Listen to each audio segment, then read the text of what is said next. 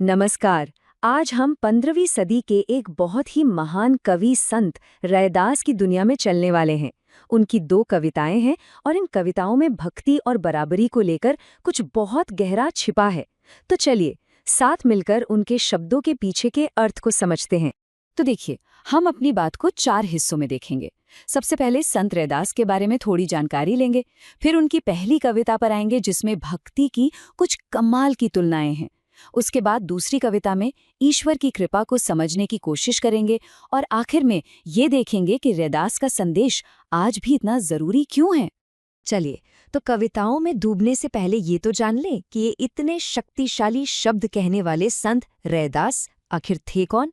थोड़ा उनके बारे में जानना जरूरी है। तो संत रैदास का जन्म हुआ था बनारस में लगभग 1388 में।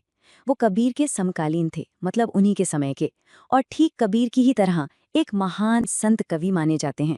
उन्होंने बहुत ही सरल आम बोलचाल की ब्रज भाषा का इस्तेमाल किया, और सोचिए उनका प्रभाव कितना जबरदस्त रहा होगा कि उनके 40 पद सिखों के पवित्र ग्रंथ गुरु ग्रंथ साहिब में भी शामिल हैं। रैदास का संदेश बहुत ही साफ था। उनका कहना था कि ये जो बाहरी कर्म कांड हैं, जैसे मूर्ति पूजा या तीर्थ पर जाना, ये सब असल धर्म नहीं है। सच्चा धर्म तो मन के अंदर की भावनाओं में और लोगों के बीच आपसी भाईचारे में बसता है।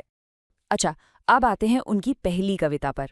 इसमें रैदास ने बहुत ही खूबसूरत उदाहरणों के जरिए ये समझाया है कि एक भक्त और भगवान का रिश्ता कितना गहरा, कितना अटूट होता है। देखिए कविता की शुरुआत ही कितनी गहरी बात से होती है। कवि कह रहे हैं कि अब ये जो राम नाम जपने की आदत लग गई है, ये छूट कैसे सकती है भला। मतलब ये अब सिर्फ आदत नहीं रही, ये तो मेरे वजूद का, मेरे होने का हिस्सा बन चुकी है। इस लाइन को और गहराई से समझने के लिए इन 2 शब्दों पर गौर कीजिए। बास का मतलब है महक, सुगंध, और समानी का मतलब है किसी चीज में पूरी तरह से घुल मिल जाना, एब्जॉर्ब हो जाना। और बस यही इस कविता का दिल है। रैदास कह रहे हैं, प्रभु आप चंदन हैं और मैं पानी।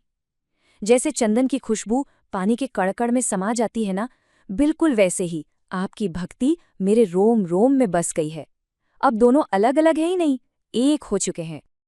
फ्रेंड्स, इस वीडियो को पूरा देखने के लिए आज ही फ्लेक्सी टीचर ऐप सब्सक्राइब करें, जहां आपको मिलेंगे animated videos, digital books, text book solutions, notes, DPP और क्विज।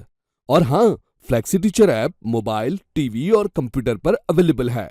और अगर आपके पास इंटरनेट नहीं है तो तुरंत ऑफलाइन सेट टॉप बॉक्स के लिए संपर्क करें। Flexi teacher, the one you needed.